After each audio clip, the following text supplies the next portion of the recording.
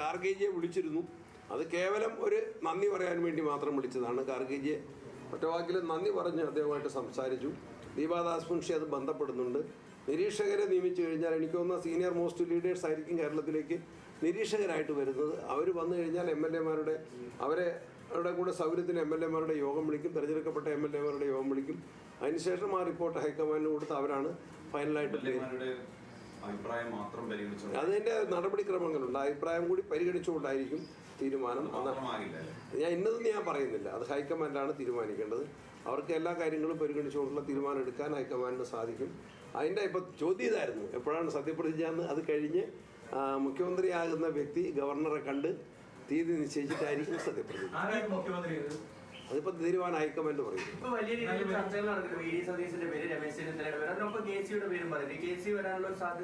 ആരെന്ന് എനിക്ക് പറയാൻ പറ്റില്ല. ഒന്ന് ഞാൻ അതിന്റെ ഇപ്പൊ കമന്റ് ചെയ്യുന്നത് ശരിയല്ല.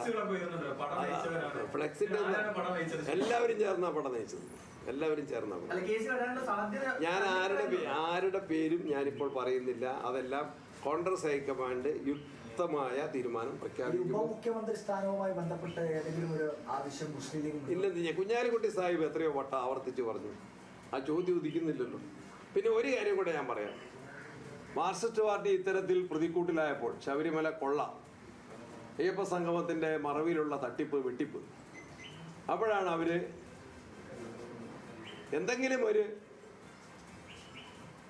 അവരുടെ കേസിൽ നിന്ന് രക്ഷപ്പെടാനുള്ള ഒരു പ്രതിരോധം തീർത്തതാണ് ഞങ്ങൾക്കെതിരെ വയനാട് എടുത്തിട്ടത്. ഞാൻ അന്നേരം നിങ്ങളോടൊരു കാര്യം പറഞ്ഞായിരുന്നു. വയനാട്ടിൽ കോൺഗ്രസിൻ്റെ പ്രവർത്തനത്തിന് കൽപ്പറ്റ നിയോജകമണ്ഡലത്തിലെ ജനങ്ങൾ ഉത്തരം പറയുന്നു. വയനാട് സിദ്ദിഖിൻ്റെ MLA ഓഫീസിലേക്ക് എത്ര പ്രാവശ്യം DYFIക്കാർ പോയി? പ്രിയങ്കാ ഗാന്ധിയുടെ MP ഓഫീസിലേക്ക് എത്ര പ്രാവശ്യം DYFI പോയി? കൽപ്പറ്റയിൽ സിദ്ദിഖിൻ്റെ ഭൂരിപക്ഷം എത്രയാണ്? എത്രയാ ഭൂരിപക്ഷം? സിദ്ദിഖിൻ്റെ ഭാഗത്ത് എന്തെങ്കിലും വീഴ്ചയുണ്ടെങ്കിൽ അത് ചർച്ച ചെയ്യേണ്ടത് അവിടെയല്ലേ, ഈ തെരഞ്ഞെടുപ്പല്ലേ? അത്രയും വലിയ 6 ലക്ഷം വോട്ടിൻ്റെ ഭൂരിപക്ഷത്തിന് ആ MLA വീണ്ടും തിരഞ്ഞെടുക്കപ്പെട്ടു എന്ന് പറഞ്ഞാൽ അദ്ദേഹം വയനാട് ദുരന്ത മുഖത്ത് നടത്തിയ സന്നദ്ധ സേവന രക്ഷ പുനരധിവാസ പ്രവർത്തനങ്ങൾക്ക് ജനങ്ങൾ നൽകിയ അംഗീകാരമാണ്. ഉറപ്പായിട്ടുണ്ടോ? സർക്കാർ നിർമ്മിച്ച വീടുകൾ പോലും കൈമാറ്റം ചെയ്യപ്പെട്ടിട്ടില്ല. അപ്പോൾ UDFന്റെ പ്രഥമ പരിഗണന ആ വീടുകൾ വയനാട് പുനരധിവാസത്തിന് സർക്കാർ തലത്തിലും പാർട്ടി തലത്തിലും ചെയ്യേണ്ടതെല്ലാം ചെയ്യും.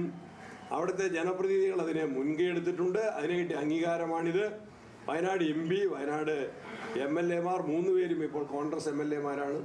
അവരെല്ലാം ആലോചിച്ചിട്ട് ജില്ലാ ഭരണാധികാരികളുമായിട്ട് ആലോചിച്ച് പുതിയ ഗവൺമെൻറ് വയനാട് പുനരധിവാസത്തിൻ്റെ പ്രവർത്തനങ്ങൾ ഏറ്റവും വേഗത്തിലാക്കും. ഈ തെരഞ്ഞെടുപ്പ് കാലത്ത് ഏറ്റവും വലിയ വിവാദമുണ്ടായ ഒരു കാര്യം കൂടിയായിരുന്നു വയനാട് പുനരധിവാസം. അതുമായി ബന്ധപ്പെട്ട് സർക്കാർ തലത്തിലും പാർട്ടി തലത്തിലും പറഞ്ഞ കാര്യങ്ങളെല്ലാം ചെയ്യും എന്നാണ് സണ്ണി ജോസഫ് പറയുന്നത്.